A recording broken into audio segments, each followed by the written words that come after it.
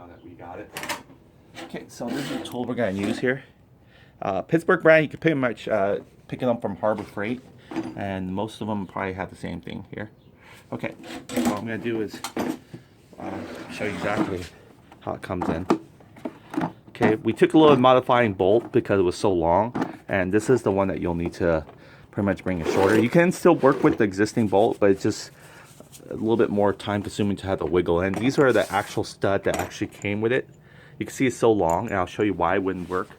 The reason why is because of the fact is you can't get this in here enough because this needs to go inside that right there. And since it's so long, it hits the corner of these plates here. You can't get your tool to go in there. So what we did was that one. But we're gonna go and show you how to set this up. Say the only ones we need from here is the smaller version. We don't need the big one, definitely. Okay, so we're gonna take this, and then we just pretty much got some smaller stud here from the hardware store, Home Depot or Lowe's. Okay, and then we're gonna need also the longer length clearance, because we're gonna be pretty much screwing it from the top. So you can see here. Probably do this previously ahead of time. Okay, and before we do all this, we gotta remove our Kickstarter gear mechanism. And I want to show you with the Kickstarter gear how it faces a certain direction, and when you reinstall it, you'll know exactly how to face it back again. So go ahead and put this back here. We don't need any more other than the driver tool itself. Then this is the center driver bolt, which takes a 17 millimeter. It's kind of nice that everything takes pretty much the same size. 17, if I'm not mistaken, it is 17. So let's see if our socket fits in 17. There we go.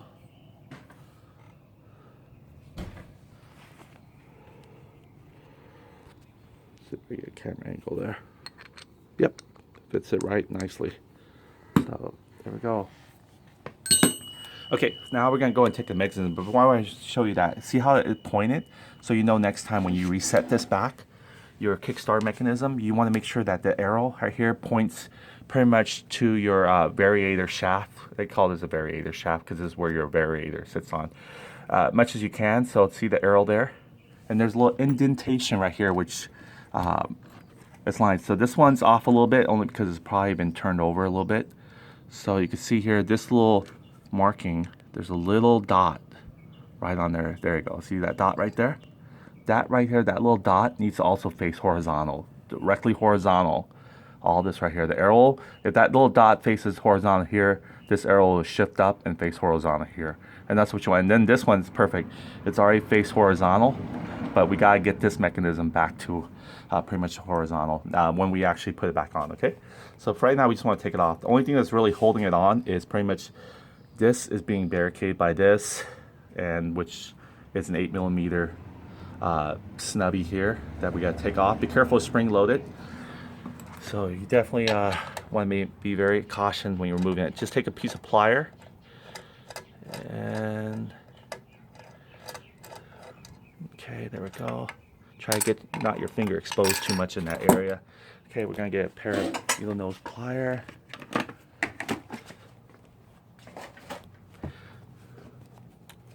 See here, go ahead and pull it out. It's gonna pop out. There we go. Just hold on to it, okay? Don't let it spring freely or else you're gonna hurt yourself. Okay, now. Okay.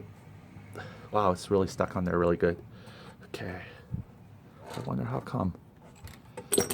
Oh, maybe it's kind of bented. That's probably why it was offset a little bit. This thing looked like it's kind of bented outward. So we're gonna give it a jerk. There we go.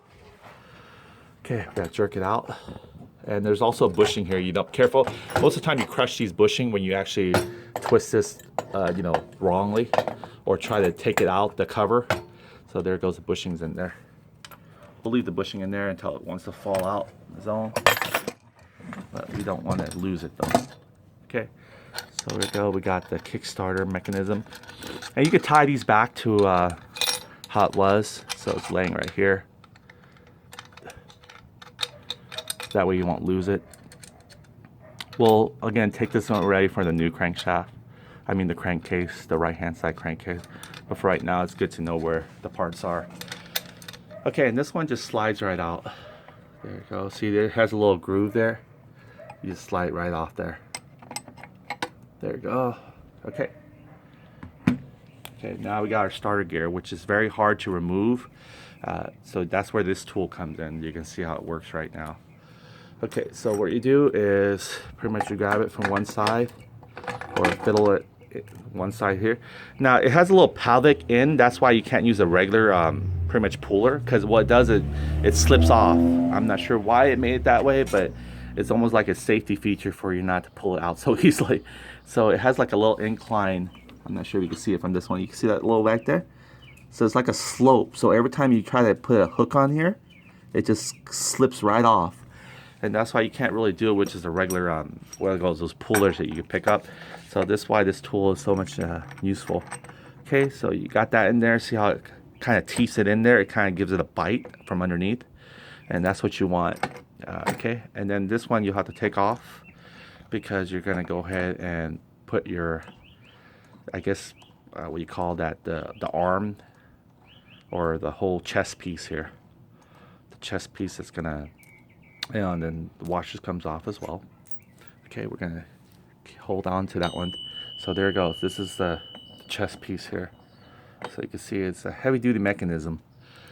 And we're going to try to do this one hand, that way you can see it. The washer is fine anywhere it wants to. It's just to give it a little bit more space to grip, because we're going to force the stud by the stud, and then we're going to hopefully force this up. And when we're doing that one, this should lift out and break the, when I say break, I don't mean break things. I mean to actually break off the tension from the starter gear, and that should force it loose. So luckily it doesn't need any kind of compression or anything. We can do it with just our manual, nothing higher. Okay, so you want to give this a good squeeze. Oh, there we go. Kind of settle there. Probably put it in the ground a little bit better to work with. That way you can see it. Okay. So I think that we got it there. Oh, this is see. So this is where the stud comes into play. You want to move the studs in. Let's see if I can face it this way now. That way you can see it.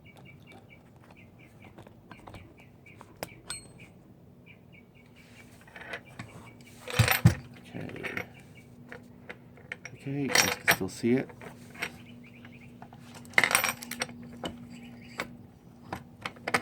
There we go. So I always want to fall loose. Gravity. There we go. This is just to put pressure on both to lock it in place. I think we got it. Okay, what I'm going to do is now twirl it. Here we go. Then this drives it in. You can see here, you can see how far it's laying in the stud area. It's not touching the stud yet. And once I drive it, you can see it's going to touch the stud. It has also a little ball tip here that holds on to it, so it doesn't actually put like a sharp indent on it. There we go. Oh, gotta get back up. There we go. Pull the stud. Make sure our two here are in place. This is tight. This is tight. Okay, now we got that there. Now it's like Frankenstein a little bit, but it does work. Okay, here we go. Okay, so we got it in there now. We got the stud in there. Everything seems to be semi-secure. So there we go. So we just gotta get some teeth in there. Okay, now you can see how it works and how it drives it. You can see the more I drive it in, the more. So we're gonna go ahead and see if I can go and use my impact driver here. Here we go. And lift up. See it's lifting. There we go. Oh, it actually is now not secure yet. So it's good to know.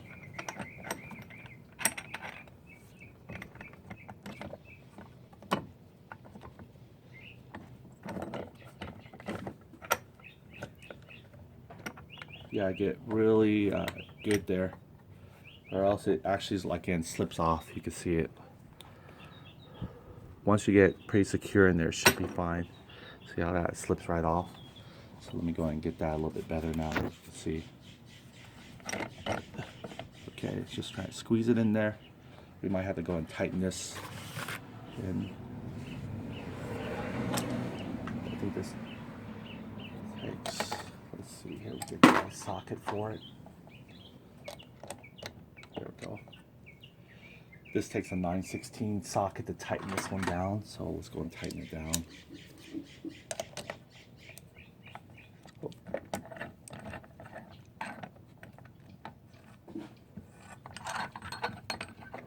Put the ball barrier back.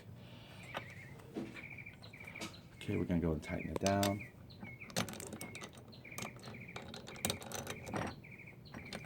Lock it in place. Alright, so let's see if this will go ahead and grip it now. Okay, what we're gonna do is, again, we're gonna try to force it.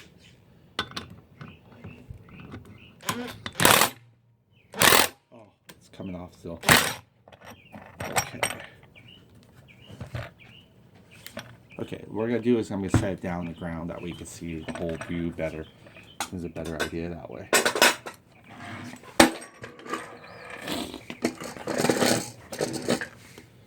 Okay, you can see it now.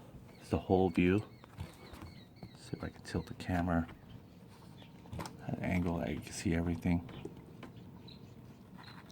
There we go. Okay, so you can see we're trying to secure it. We could go from the top, but these bolts will not let us go from the top. So it's squeezed right in there. Okay, there we go. Now hold on to that bolt. What we're trying to do is just hold on to it so it won't leak out. We're going to give it a good squeeze in this area. Resuscitate this back onto the stud.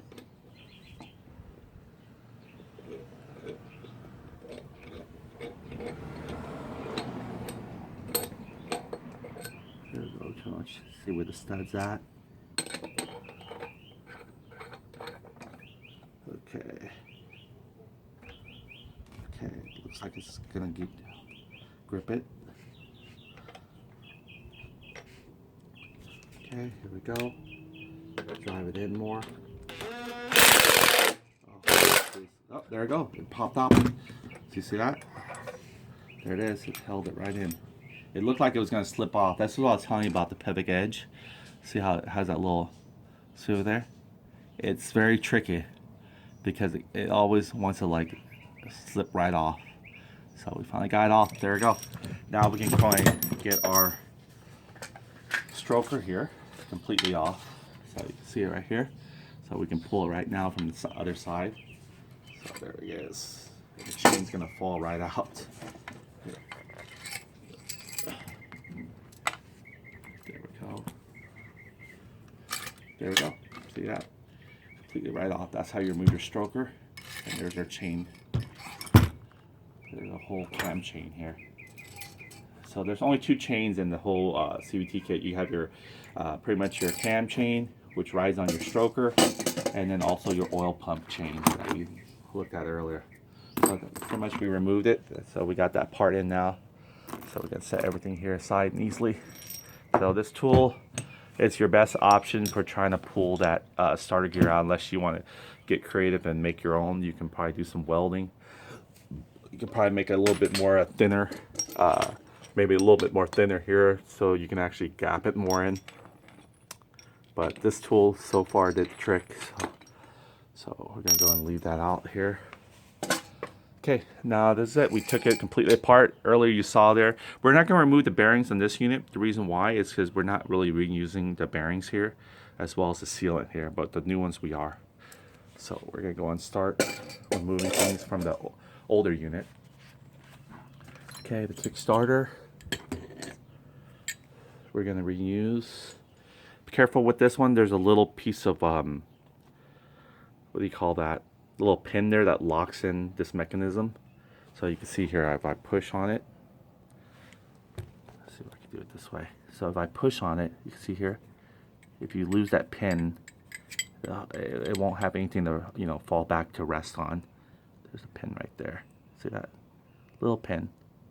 It's easily can fall off easily if you knock down, you know, at an angle or something, and it catches loose. So you want to make sure the pressure's on there. So set aside very carefully. This spring right here resets itself. It's not hard to figure out where it goes. So you can see here, oh, got itself into a locking mechanism.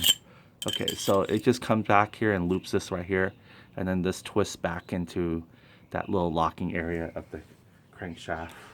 You can see right there again. Okay, so we're moving on forward. We got now our stroker out, which we're not going to reuse this one. The standard stroker, I believe, is like 58.7, and we're upgrading to more like closer to about maybe 60 stroker length. So we're going to increase it by 2.5 millimeter. If you notice, actually the strokers are almost basically the same length. You can't really tell by the naked eye. What causes the dimensions to be different is, so if you buy like a 2.5 millimeter stroker, or even an 8.2 millimeter stroker extension, don't think that the stroker here is going to be any longer. Whereas displacement here, that's what makes it longer actually. This is displacement. So I'll show you here the one we put in the refrigerator. Here we go. You remember the one we had here in the freezer?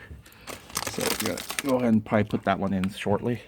In fact, we could do it right now. So yeah, you can see here, this is our stroker here. We're gonna put in our new crankcase. Just a few, let me go and clear out the way here.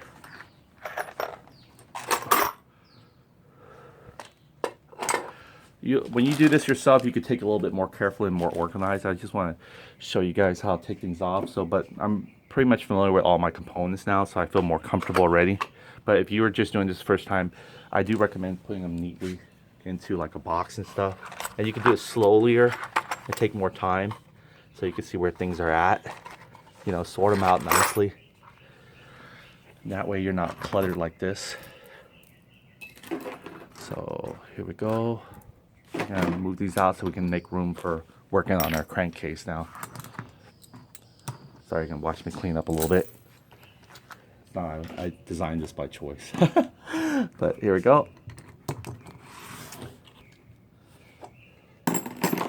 All right, so we're gonna start it with the last piece. Then we got this little spring thing that came out from the other one. We're gonna replace the sealed anyway. Okay, so I'll show you pretty much our stroker here. This is our new crankcase here for our SSPG 180cc power kit. And this is the side that we're going to put the stroker in. But before we put the stroker in, we have to actually put a new timing chain. So let's go and get a new timing chain in here.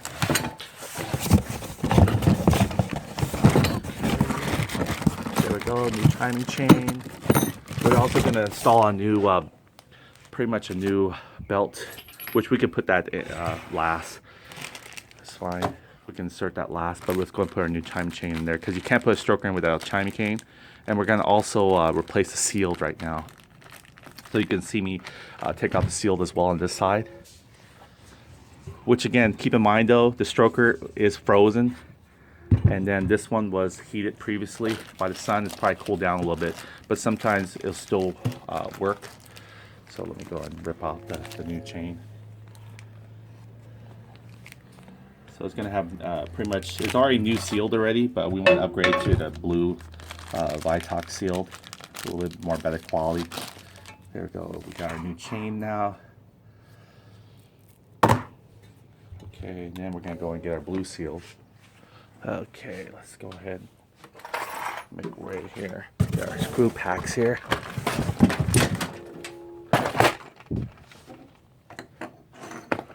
Boop, boop, boop. All right, and it takes the same small size for both the crankcase side as the blue sealed here. These two are here, they're the same size. So we got one for pretty much the timing cover that holds the oil in, as well as one for this side of the right hand side of the crankcase. So we're gonna go and knock this one out, and you can easily knock it out from this side or the other side, which is shorter. because if we knock out from this side, we'll be able to just go ahead and have it come out. So let's go and find, you can get the right socket to knock it out. So I believe it actually even takes the same 17mm socket, if I'm not mistaken. Nope, that's a little bit too big. So let me go and find the right socket for it. Let's see if I have it in here a little bit. Let's see if the 17mm might be. No, it's still too big. So we want to make sure we save it. So we want to make sure we find one that's perfect size. I'm not seeing it yet.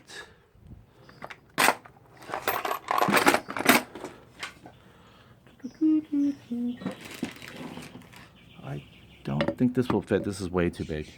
Oh, actually, which one will fit? Actually, is there flywheel that will fit it. So let's go and find that flywheel tool there. There we go. There's the one. Actually, amazingly enough, this actually works. So what you gotta do is just retract it. We don't want to damage the...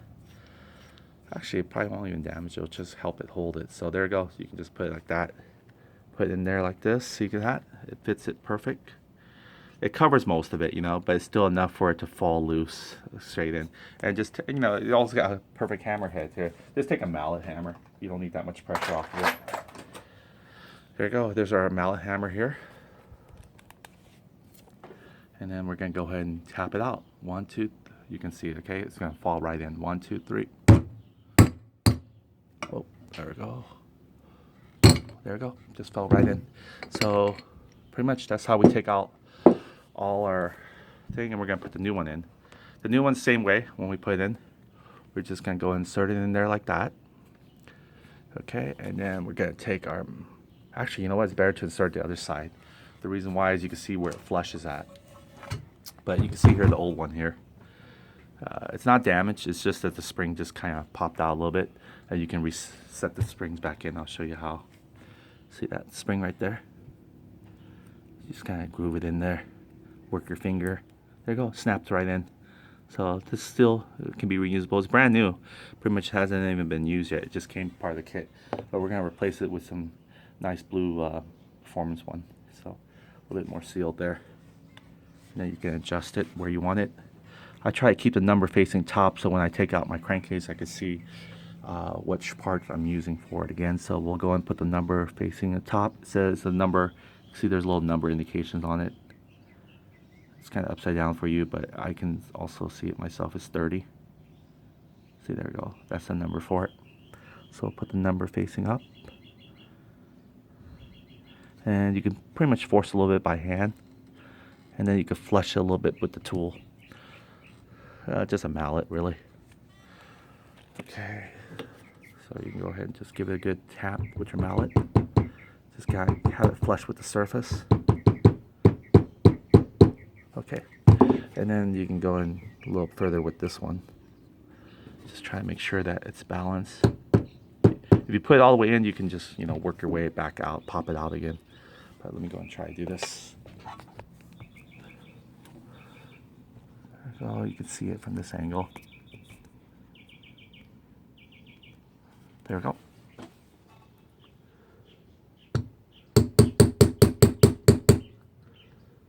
Better have my both hands there. There you go. You want it to be flushed. You can see there right there. It's kind of flush. Not too flush. You can also check the back too to see if it's too flushed. So it's perfect. There it is, see? That's where you want it. All right, we got that part in. Now what we're gonna do is actually rob the Woodruff key I was mentioning earlier. And you also want to test to make sure the Woodruff key is actually flushed in there. So this is pretty much the old crankcase. Crankshaft stroker. And we're gonna go ahead and rob it from this. Then we're gonna need some kind of like a flat head right here. This is what we need, and we're going to hammer it. We're going to use a regular hammer. This is already partially damaged already, so we're probably going to use this a couple more times, and that's probably much it. Let's just remove our Woodruff key. Okay, get a hammer here.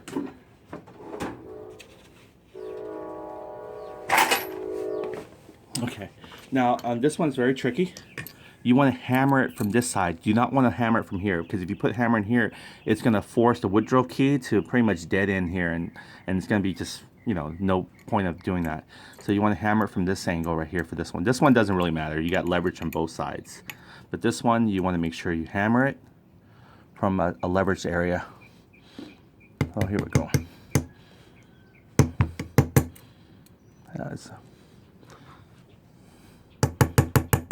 See there, it's coming off.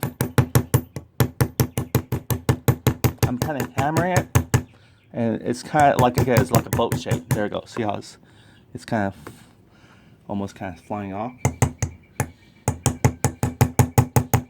It's almost coming off.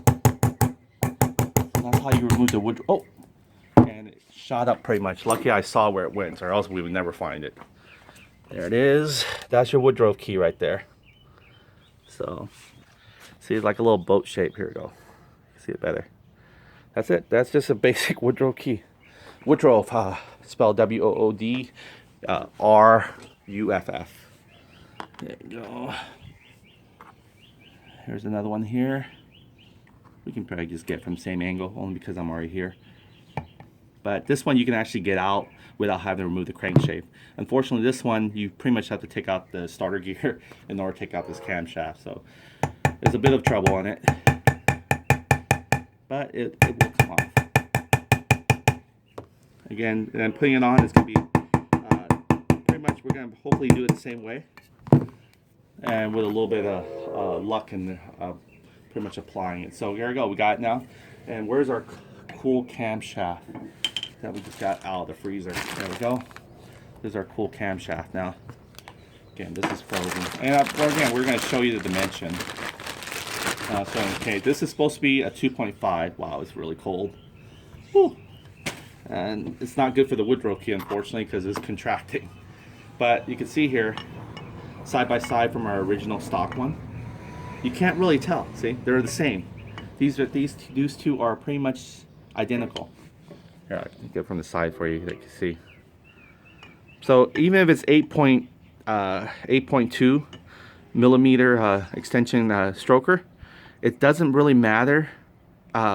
Pretty much, it's not gonna make this right here, this measurement, any taller. What it is the displacement where it's actually sitting on. This right here. See, the displacement. See, it's sitting out a little bit more. You can't really tell either by the naked eye, by the way. But I'm gonna try my best here to show you. See that? They're pretty much are the same, identical. This is actually supposed to be 2.5 millimeter more extended right here. This one, the cold one. And this is by a Hoka 2.5 millimeter stroker, and this is our OEM one. All right, so now we're gonna go ahead and try to go and put our, the reason why we have to do it now is because once we put it in there, we can't get access to the Woodruff key to pretty much place it in more. So we probably can, but it'll just be a little harder. So we'll take our chances in trying to get in here now. Okay, and they're identical. You can interchange them. There's not one bigger than the other. So if you pair them up together, you can see there, they're about the same. So you don't have to worry which one you're going to use. But we're going to put one in there. Oh, this one actually fits right in without any, without any trouble. Look at that. Let's see if this will do the same for us. All right, easy kill. There we go. We didn't even have to hammer it in. If you did have trouble though, you would hammer it in. But this is how you can tell if your Woodruff key is placed right. You just take your old, your cam gear, your starter clutch, and you want to fit it in there and see if it has any resistance. See, there we go. No, oh, there we go. See that one right there? It's yanking the Woodruff key back, so you want to make sure. There we go. There we go. See, you'll probably have to, since the Woodruff key allows you to make it where it can flex with it, you can just do it that way. All right, so now we're gonna go and put in our, pretty much our crankcase. But before you do that, make sure you insert your chain in there, because the last thing you want to do is take out your, your frozen and have it thawed out where it's not going to be contracting anymore, and it's going to be harder for you to force it in. So there we go. So now what you want to do is you want to put your chain. You're going to get your chain in that loop here, but you got to get through here. So